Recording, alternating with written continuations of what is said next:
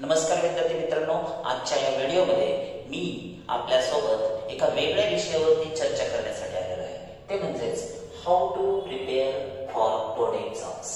ज्यावेळी विद्यार्थी माझ्याकडे येतात आणि त्यांच्या मनात एक हमखास आता या दिवसामध्ये येत असलेला प्रश्न आहे की सर, बोर्ड एक्झाम साठी किंवा त्यानंतर येणाऱ्या ज्या एंट्रन्स एक्झाम आहेत, MHT CET ची एक्झाम असेल, नीटची एक्झाम असेल, JEE ची एक्झाम असेल किंवा 10वीचे विद्यार्थी त्यांच्या बोर्ड परीक्षेविषयी विचारतात. सो या सगळ्या प्रश्नाचं उत्तर मी असं ठरवलं की आपण या व्हिडिओमधून देऊ शकतो, जेणेकरून तुम्हाला सगळ्यांना याचा फायदा होऊ शकतो.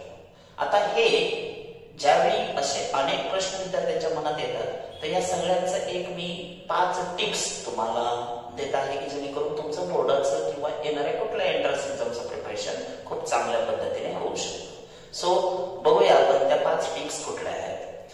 त्यासाठी हा व्हिडिओ तुम्हाला पूर्ण बघावा लागेल आणि असेच व्हिडिओ आता दररोज येत राहतील, जे की तुम्हाला येणाऱ्या एक्झामसाठी अतिशय महत्वाचे आणि मदतीचे ठरणार आहेत, थोडक्यात ते माइलस्टोन ठरणार आहेत. त्यासाठी आमच्या चॅनलला सबस्क्राईब करायला देखील विसरू नका. So coming to our video, पहा की 5 टिप्स कुठल्या आहेत. मित्रांनो, पहिली टिप्स जे आपण बघू शकतो की तुम्हाला बघावं लागेल की तुमच्या बोर्ड एक्झाम साठी आता किती दिवस राहिलेले आहेत. साधारणतः आज जर आपण विचार केला तर आज 19-20 ऑगस्ट, वर्षावर आपण 19 ऑगस्ट आहे, रक्षाबंधनचा आजचा दिवस आहे. सो इथून पुढे जर आपण काउंट केलं तर या वर्षी बोर्डाने एक नवीन निर्णय घेतलेला आहे की 10वी आणि 12वीच्या परीक्षा ज्या आहेत दरवर्षीपेक्षा 12 ते 13 दिवस अलीकडे आणलेले आहेत.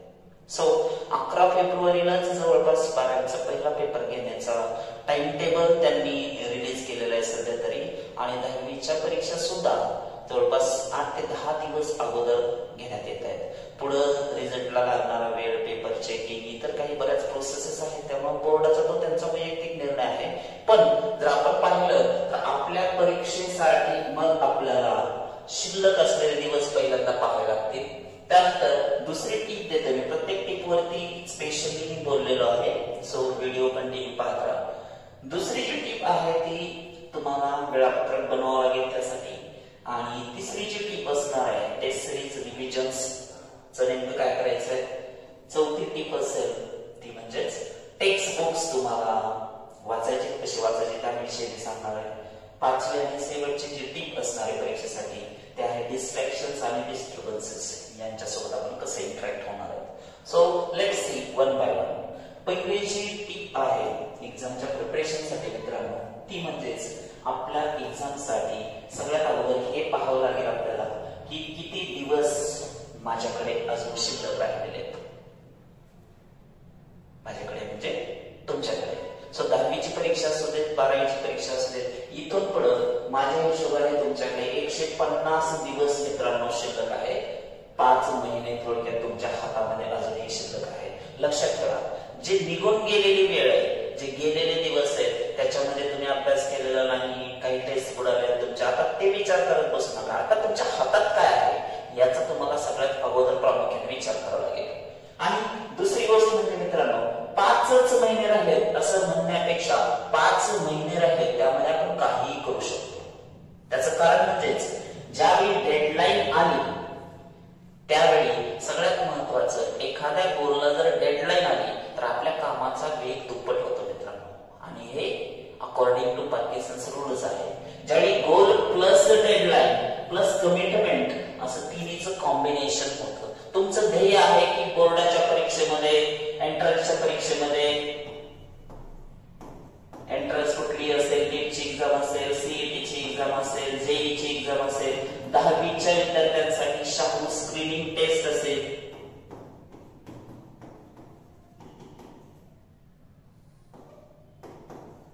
सो या वेगवेगळ्या परीक्षा मार्च, एप्रिल, मे मध्ये होत राहणार आहेत. मग या सगळ्या एक्झाम साठी तुम्हाला जय्यत तयारी करायची आणि टॉप 1% मध्ये पोहोचायचं आहे.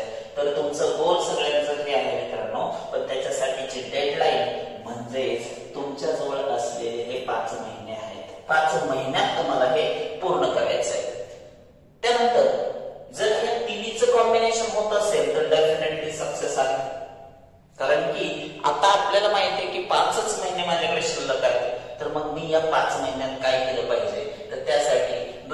आहे तुमच्याकडं की तुम्हाला आता काय करावं लागेल, तर तुम्हाला टाइम टेबल बनवावं लागेल. सर कसलं टाइम टेबल? तर तुम्हाला तुमच्या सेल्फ स्टडीचं टाइम टेबल बनवावंच लागेल. जे जे विद्यार्थी टाइम टेबल बनवून अभ्यासाला लागतील, सेल्फ स्टडी करतील, कारण ज्यावेळी आपण पुढे जातो हे एक प्रकारचं युद्धच आहे तुमच्यासाठी सुद्धा.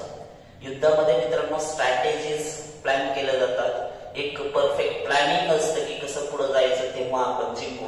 तसंच या परीक्षेमध्ये सुद्धा तुम्हाला जिंकण्यासाठी, टॉप 1% मध्ये राहण्यासाठी काय करावं लागेल, तर अगोदर स्ट्रॅटेजी बनवावं लागेल, म्हणजे तुमचं वेळापत्रक बनवावं लागेल. आता या वेळापत्रकामध्ये सगळ्यात महत्वाचं प्रत्येक विषय आला पाहिजे.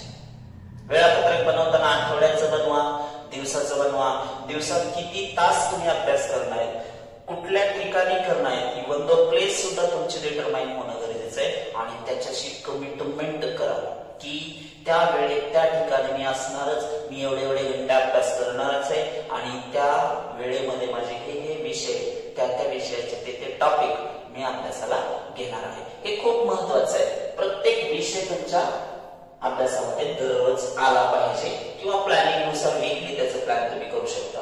त्यानंतर दुसरी गोष्ट आहे, फक्त वेळापत्रक बनवून चालत नाही फ्रेंड्स. वेळापत्रक तुम्ही बनवलं आणि ते जर अंमलातच नाही आलं तर त्याला काय उपयोग? येतं लक्षात? सो तुम्हाला लगेचच काय करावं लागेल, कामाला लागावं लागेल. जे पण टाइम टेबल बनवलंय ती वेळ झाली की लगेचच त्या ठिकाणी जाऊन बसणे आणि अभ्यासाला सुरुवात करणे हे खूप गरजेचं आहे. एकही दिवस न थकता 150 दिवस तुम्हाला हे काम आता हातात घ्यावं लागेल. Because actions speak louder than words, असं कोणीतरी म्हटलेलं आहे की ऍक्शन्स म्हणजे आपली जी कृती आहे मित्रांनो ती आपल्या वर्ड्स पेक्षा, आपल्या शब्दांपेक्षा जास्त बोलत असते. त्यामुळं आपल्याला वेळापत्रक बनवून यश नाही मिळणार, तर बनवलेलं वेळापत्रक त्याचा फॉलोअप घेऊन आपल्याला सक्सेस मिळू शकतं. तिसरी स्टेप किंवा तिसरी टिप्स जी आहे त्याकडे आपण जातोय. तिसरी जी टिप आहे तुमच्यासाठी ती आहे टेस्ट सिरीज आणि रिव्हिजन्स. मित्रांनो तुम्ही कुठल्या तरी कोचिंग क्लासेसला जाता, कॉलेजेस करता, हे तुमच्या आयुष्यातले सगळ्यात महत्वाचे ज्याला आपण म्हणूयात माइलस्टोन ठरतात. कारण कोचिंग क्लासेस मधून दर्जेदार शिक्षण तुम्हाला मिळतं, कॉलेजेस मधून तुम्हाला क्वालिटी एज्युकेशन मिळतं, ते तेवढंच महत्वाचं आहे. तुमच्या सक्सेस मध्ये जेवढा त्यांचा रोल महत्वाचा आहे, माझ्या मते तुमच्या सक्सेस मध्ये तेवढाच महत्वाचा रोल तुमच्या सेल्फ स्टडीचा सुद्धा आहे. सो कोचिंग क्लासेस पासून किंवा कॉलेजेस मधून इथून पुढच्या कालावधीमध्ये होणाऱ्या ज्या टेस्ट सिरीज आहेत, त्या टेस्ट सिरीज आणि घेतल्या जाणाऱ्या रिव्हिजन्स ह्या तुमच्या सक्सेस मध्ये महत्वाचा वाटा उचलणार आहे. सो कुठल्याही क्लासेसच्या टेस्ट तुम्ही मिस करायचे नाही. रिव्हिजन्सला जाणीवपूर्वक हजर राहायचं. थोडा त्रास होणार आहे मित्रांनो, धावपळ तर होणारच आहे तुमची, आणि यामध्ये तुमचा स्वतःचा सेल्फ स्टडी सुद्धा मेंटेन करायचं आहे. आता आपण कोचिंग क्लासेसच्या टेस्ट सिरीज बद्दल मी बोललो की तिथून दिल्या जाणाऱ्या टेस्ट सिरीजच्या क्वालिटी टेस्ट सिरीज असतील त्या अटेंड करा. त्यामुळं तुमचा फायदा काय होईल पहा. टेस्ट सिरीज आणि रिव्हिजन मुळे, टेस्ट पेपर्स मुळे आपल्याला अभ्यासातील चुका आणि कमतरता लक्षात येतात. टेस्ट सिरीजचा हा फायदा असतो की आपण जे घरी वाचतो आपल्याला असं वाटतं की मला हे येते, मला ते येते, हा सगळा टॉपिक मला येतो, आता काही पण विचारलं तर मला प्रॉब्लेम नाही येणार. पण तसं नसतं मित्रांनो. ज्यावेळी प्रश्न फिरून विचारलेले असतात त्यावेळी आपल्याला तिथं प्रॉब्लेम येतो आणि एक्झामच्या वेळी आपल्याला घाम पडतो की काय करायचं, आपण तर वाचलं होतं, आपल्या लक्षात तर येत नाही. मग हे फायनलला होऊ द्यायचं नसेल तर तुमच्या हातात एक गोष्ट आहे, ते म्हणजे कोचिंग क्लासेसच्या टेस्ट सिरीज. त्यामध्ये तुम्हाला तुमच्या चुका कळत असतात. काही गोष्टी वाचून पाठ करून सुद्धा आपल्याकडून नकळत तिथं आठवत नाहीत. त्यानंतर वाचताना आपल्याकडून काही गोष्टी विसरलेल्या असतात. ह्या सगळ्या गोष्टी आपल्याला हळूहळू टेस्ट सिरीज मुळे लक्षात येतात. थोडक्यात टेस्ट सिरीज म्हणजे आपण परफेक्शनच्या दिशेनं सुरू केलेला प्रवास असतो. सो टेस्ट सिरीज अजिबात मिस करायचं नाही. Practice is the key for success. कारण सक्सेस साठी सगळ्यात महत्वाचा आहे सराव, आणि सराव करून घेतात ते तुमचे कोचिंग क्लासेस. त्यामुळं तुम्ही सरावामध्ये राहण्यासाठी घरी अभ्यास करणं आणि टेस्ट सिरीज अटेंड करणं ह्या दोन्ही गोष्टी महत्वाच्या आहेत.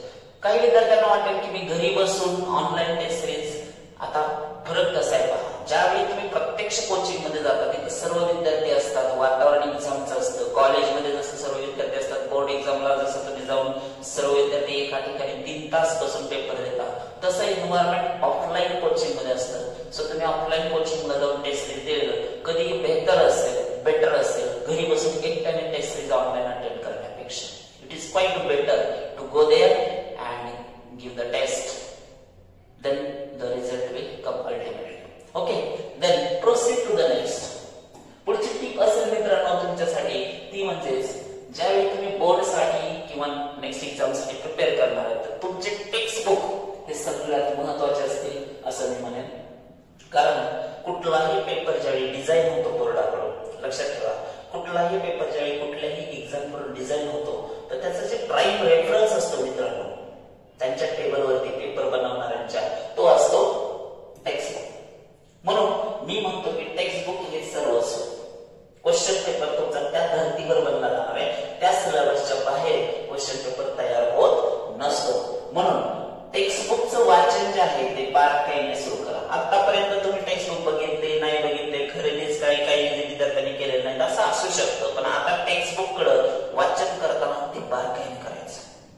टू द पॉइंट, प्रत्येक पॉइंट मध्ये काय नेमकं सांगितलेलं आहे, त्यानंतर क्वेश्चन्स जे आहेत, एक्सरसाइजेस जे पाठीमागे आहेत ते तुम्हाला सगळे आले पाहिजे, ते तुम्ही सोडवलेले पाहिजे, त्याची एक स्वतंत्र नोटबुक तुमच्याकडे पाहिजे. दुसरी गोष्ट, आपल्या टेक्स्ट बुक मध्ये महाराष्ट्र स्टेट बोर्डच्या हे पॉइंटर्स आहेत सर्व मित्रांनो.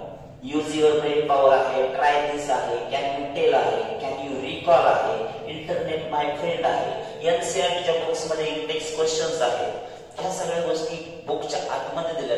प्रत्येक क्वेश्चनची याच्यामधली कॅटेगरी वेगवेगळी. यूज युअर ब्रेन पॉवर मध्ये वेगळ्या पद्धतीने प्रश्न आहेत, ट्राय दिस मध्ये वेगळ्या पद्धतीने प्रश्न आहेत, can you tell, can you recall मध्ये वेगळ्या पद्धतीचे प्रश्न आहेत.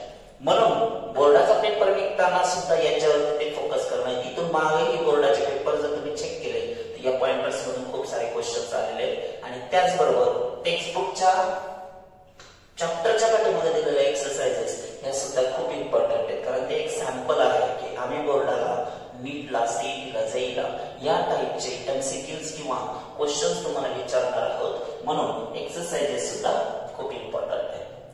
टिप क्रमांक 4 नंतर 7 ची टिप असेल तुमच्यासाठी जी की अत्यंत महत्त्वाची आहे, ती म्हणजे डिस्टर्बन्सेस आणि डिस्ट्रॅक्शन्स किंवा डिस्ट्रॅक्शन्स अँड डिस्टर्बन्सेस याबद्दल मी थोडंसं बोलणार आहे मित्रांनो, जो की अनऑफिशियल सब्जेक्ट आहे, परंतु हा खूप महत्त्वाचा आहे. 5 महिने राहिले, वेळापत्रक झालंय, आम्ही ऍक्शन सुरू केले, सराव चालू झालेला आहे, स्टडी रूम लावलेले आहेत किंवा रूम वरती किंवा टेरेस, बाल्कनी जिथे कुठे तुम्ही अभ्यास करताय अशा ठिकाणी आम्ही जाऊन अभ्यास सुद्धा सुरू केलेला आहे वेळापत्रकानुसार. पण प्रॉब्लेम हा येतो की मोबाईल असेल, टीव्ही असेल, सोशल मीडिया असेल, फ्रेंड्स गॉसिप असेल, फंक्शन्स असतील, रिलेशनशिप्स असतील, ह्या सगळ्या गोष्टी ज्या आहेत त्या आपल्या अभ्यासामध्ये अडथळा निर्माण करतात. आपला जो फोकस आहे तो राहत नाही. कोणासोबत तरी भांडण झाल्यानंतर ज्यावेळी स्टडी रूमला आपण जाऊन बसतो तर आपलं तासभर मन लागत नाही त्या ठिकाणी. मग याच्यापासून दूर कसं राहायचं, तर शक्यतो याच्यापासून दूर राहण्यासाठी हा वापर सध्याच्या दिवसामध्ये तुम्ही याच्यापासून दूर राहिलं पाहिजे.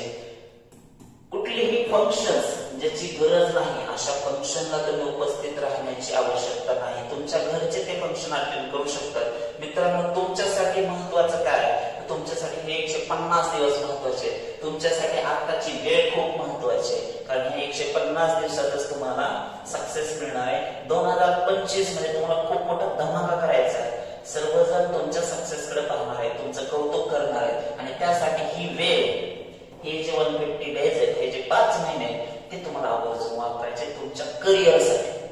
कारण तुमच्यासाठी महत्वाचं आहे तुमचं गोल, हे नाही. हे जे दिलेलं आहे, मोबाईल असेल, टीव्ही असेल, सोशल मीडिया असेल, फंक्शन्स असतील, फ्रेंड्स गॉसिप असेल, ह्या सगळ्या गोष्टी पुढे भविष्यात येणारच आहेत, ते आपल्याला मिळणारच आहे. ह्या गोष्टी दरवर्षीच्या आहेत. पण हे जे 5 महिने आहेत, ही जी वेळ आहे ती तुमच्या आयुष्यात परत येणार नाही मित्रांनो. सो 2024 आणि 25 हा सुरुवातीचा काळ तुमचा जडणघडणीचा काळ आहे. म्हणून तुमचा जो फोकस आहे तो जर डायव्हर्ट होऊ द्यायचा नसेल तर सोशल मीडिया पासून दूर राहा. मोबाईलचा वापर फक्त कामास्तम कॉलिंग साठी करा आणि तुमचा फोकस डिस्टर्ब होणार नाही. कारण फोकस असल्याशिवाय कमी वेळेत जास्त काम मित्रांनो करता येत नाही. त्यामुळे माझा तुम्हाला सल्ला आहे की या सगळ्या डिस्ट्रॅक्शन पासून दूर राहिला तर तुमचा अभ्यास चांगला होऊ शकतो. याचबरोबर तुम्ही तुमच्या हेल्थची काळजी घेणं सुद्धा आवश्यक आहे. तुमचं डाएट प्रॉपर असलं पाहिजे. थोडंफार तुम्हाला सकाळी मेडिटेशन एक्सरसाइज काही करता येतात तर ते बघा, कारण मेडिटेशनने तुमचा फोकस वाढतो, तुमचं कॉन्सन्ट्रेशन वाढू शकतं. जाता जाता फक्त मी एवढंच सांगेन की मित्रांनो, तुमचा आजचा जो संघर्ष आहे त्याच्यात तुमचं उद्याचं सुवर्ण भविष्य आहे. आजचा जो स्ट्रगल आहे तुमचा त्याच्यातच तुमचं गोल्डन फ्युचर आहे. आज या 5 महिन्यात तुम्ही जेवढी मेहनत कराल, आज तुमच्या आई वडिलांनी तुमच्याकडून जे स्वप्न पाहिलेले, तुम्ही स्वतःकडून जे स्वतःचं करिअर करण्याचं ड्रीम किंवा स्वतःसाठी एक स्वप्न पाहिलेले, ते पूर्ण करण्यासाठी हे दिवस आहेत आत्ताचे, जे की तुम्हाला प्रचंड मेहनत घ्यायची आहे. आणि हीच मेहनत तुम्हाला नंतर कामी येणार आहे, कारण भविष्यात तुमचं गोल्डन फ्युचर जर तुम्हाला पाहायचं असेल येणाऱ्या 2025 मध्ये, तर तुम्हाला या टिप्स फॉलोच कराव्या लागतील. सो जर तुम्हाला आणखी काही या विषयावरती जर डिस्कशन पाहिजे असेल तर अवश्य कमेंट मध्ये सांगा. परत एकदा भेटूया नवीन व्हिडिओ.